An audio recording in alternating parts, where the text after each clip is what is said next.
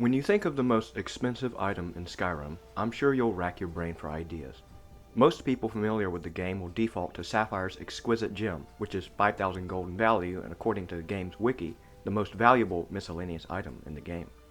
Or maybe Azurite's relics, which can only be found after paying for excavations of Nordic ruins, costing you well over 10,000 septims in total.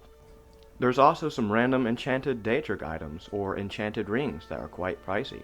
But what if I told you there was an item that you could only obtain in one place in Skyrim, an item that is several times more expensive to obtain than anything in the game? You probably aren't expecting the answer. That's because you are thinking of valuable things, not expensive ones. If you've gotten quite far into the game before, you may have purchased Solitude Manor, Proudspire. In terms of difficulty to obtain, Proudspire is up there among the hardest houses to buy, because it first requires you doing a tedious dungeon mission involving the Wolf Queen Potema, followed by a reverse fetch quest where you deliver a warhorn to a Shrine of Talos. Only after you do those quests will the Solitude Manor become available to purchase for a staggering 25,000 gold, by far the most expensive house in the game. And to be fair, Proudspire is one of the nicest homes you can buy in vanilla Skyrim, with its expansive rooms and inclusion of alchemy and enchanting stations. But why am I talking about Proudspire? What does this house have to do with the most expensive item in Skyrim?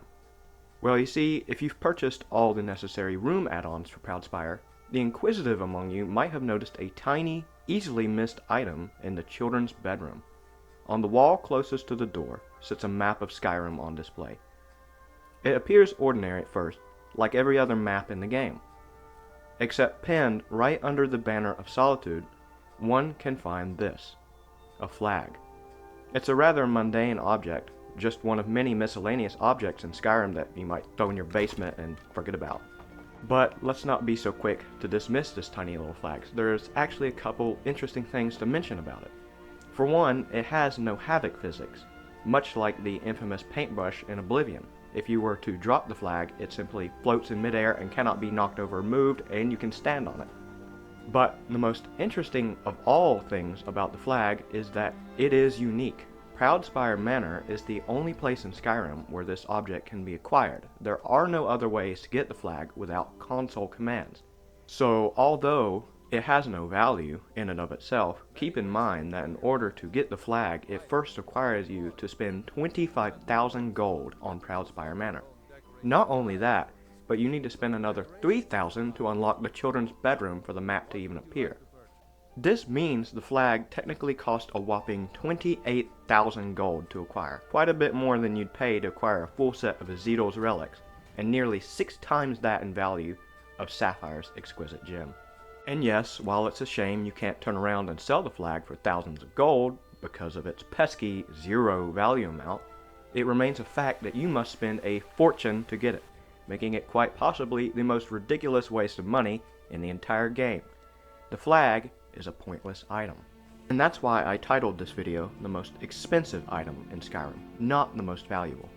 After all, it's technically worth nothing, but it's the most expensive because of the lengths you must go through to acquire it. And after all, if you're spending your money on Proudspire Manor, you're probably not doing it for a dumb little flag. Consider it a small bonus for coughing up all that gold for some real estate.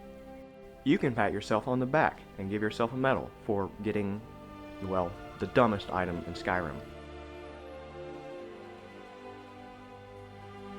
And with that, I hope you learned something about the weird world of Skyrim. If you like this video, consider subscribing. I'm currently thinking up some more videos to make on interesting subjects all around the Nordic province.